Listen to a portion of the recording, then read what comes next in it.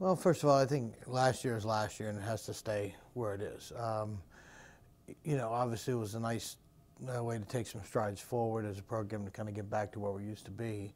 But I think the returning players are looking at last year like, okay, we didn't do anything once we got there. It was nice to get the ECAC bid, but the object is to make noise and not just to get there.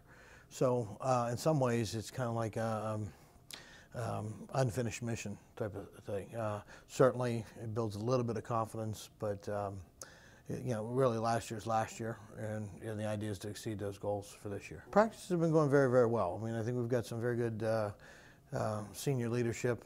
We have a unity council, largely made up of seniors, but there's a infield rep and a freshman rep on there.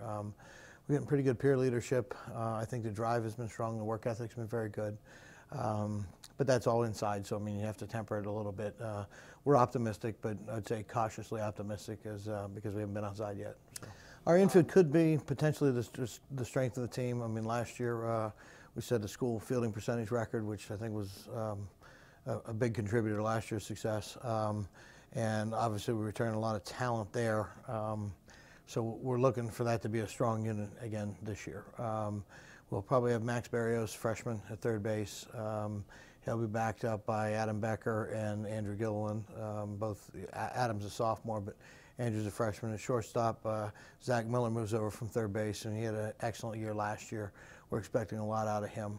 He's just a sophomore, but a seasoned sophomore. He'll be backed up by Height Urich, a promising young freshman. So we feel we're pretty strong on the left side of the infield. Second base, Ryan Beasy has earned the job as a junior, although he'll pitch a lot. So Adam Becker will also see a significant portion of time there. And then freshman Ryan Nickerson is very promising there. First base, we return Chris Cagle, and Chris is probably one of the top 10 hitters in the PAC. We're looking for huge improvement from him, and then Sage Micamonica will back him up at first base, and Sage is, again, really encouraging prospect as a freshman big boy. When he figures it out, we're going to get a little bit of thunder out of his bat.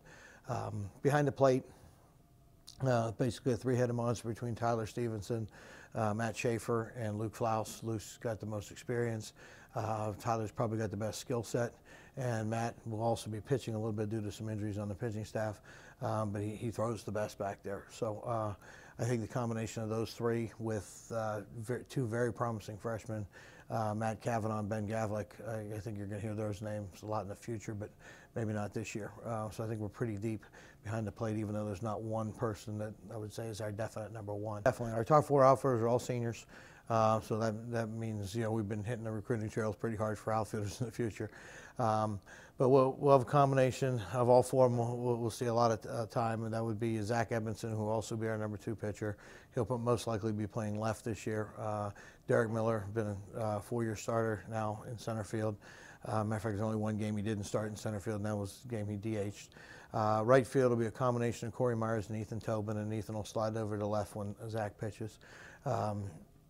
Again, Ethan's really only a second-year senior because of some injuries, but again, he's been around the program for 4 years. Corey was our leading hitter last year, just didn't have enough at-bats to qualify statistically because of an injury there. Zach Slaughter is a sophomore. He got about 35 at-bats last year. We're looking for him to step up and push those guys a little bit.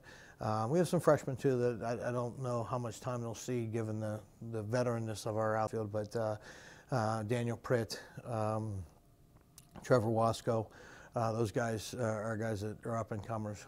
We'll mostly play JV ball this year, but hopefully be ready to step in when this group graduates. Pitching staff, if it stays healthy, has a chance to be right up there at the top of the league. Ryan Meyer coming back from a UCL tear, which basically, he didn't pitch at all last year in a conference tournament or ECAC. So if we can keep Ryan healthy the whole year, he's just a bulldog on the mound. Not necessarily overpowering stuff, but whenever he's on the mound, we have a chance to win. Just an incredible competitor, and you like that out of your number one.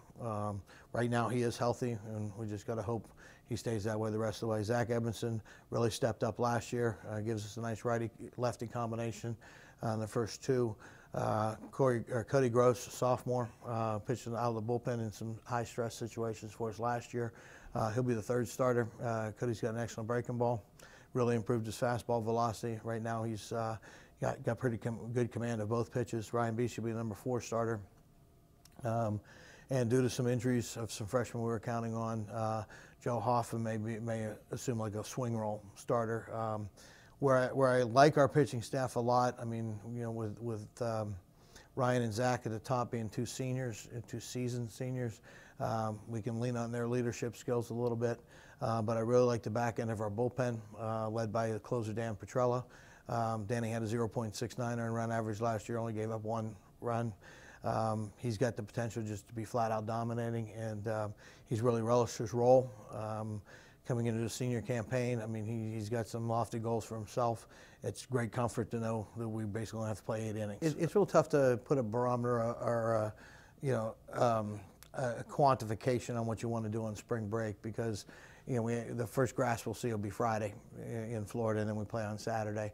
It starts off fairly tough with 2 9-inning games, which beats up a relatively thin pitching staff at this time, and then doubleheader with Hilbert on Sunday. I think our goal is just, I mean, obviously to win as many games as we can, but the problem with putting a number on the number of wins in Florida is you don't know much about the other teams.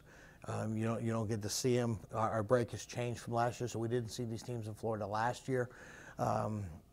I do know Del Valle is going to be very, very competitive. That's our Thursday doubleheader.